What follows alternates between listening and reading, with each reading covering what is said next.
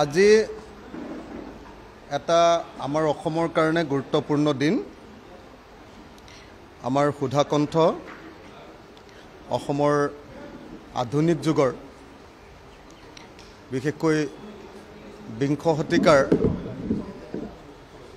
সৰ্বশ্ৰেষ্ঠ অসমীয়াজন ডক্টৰ ভূপেন হাজৰিকা, তেখেতক শ্ৰদ্ধাঞ্জলি জনাবৰ কাৰণে আৰু তেখেতৰ নামত ডিব্ৰুগড় এয়াৰপোৰ্টটো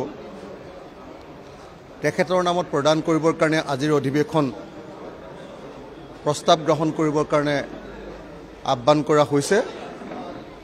গতিকে এইটো এটা আমাৰ কাৰণে খুব ভাল দিন যে আমি সকলোৱে শাসক বিৰোধী সকলোৱে মিলি আজি অসমৰ বিংশ শতিকাৰ সৰ্বশ্ৰেষ্ঠ অসমীয়াজন, যাৰ জৰিয়তে বেলেগ ৰাজ্যৰ মানুহ বেলেগ দেশৰ মানুহে অসমক চিনি পায়, যি অসমৰ পৰিচয় বুলি ক'ব পাৰে, আইডেণ্টিটি।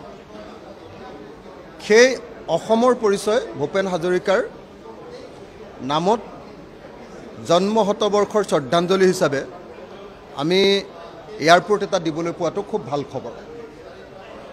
কিন্তু মই চৰকাৰক এটাই অনুৰোধ কৰিম যে আমাৰ আন এজন ভাৰত ৰত্ন গোপীনাথ বৰদলৈৰ নামত থকা এয়াৰপোৰ্টটো চৰকাৰে কিছুদিনৰ আগতে আদানীক দি দিলে। মই আশা কৰিম যে অসমৰ ইতিহাসৰ এজন শ্ৰেষ্ঠ মানুহ, শিল্পী, গণশিল্পী সুধাকণ্ঠ ডক্টৰ ভূপেন হাজৰিকাৰ নামত আমি ডিব্ৰুগড় এয়াৰপোৰ্টটো দি তেওঁৰ নামত নামকৰণ কৰি তাৰ পাছত যাতে এইটো আকৌ আদানীক আমি দি নিদিওঁ বা অন্য কোম্পানীক দি নিদিওঁ, তেতিয়া কিন্তু এইটো ডক্টৰ ভূপেন হাজৰিকাৰ প্ৰতি এইটো অন্যায় কৰা হ'ব, অপমান কৰা হ'ব।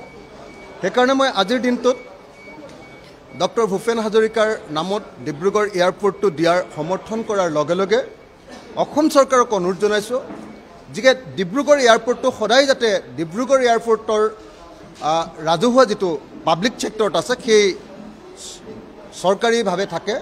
এইটো যাতে কোনো ব্যক্তিগত কোনো পুঁজিপতিক দি এইটোক যাতে কোনো পধ্যে ডক্টৰ ভূপেন হাজৰিকাৰ প্ৰতি অপমান কৰা নহয়, তাৰ কাৰণে মই অনুৰোধ জনাইছোঁ।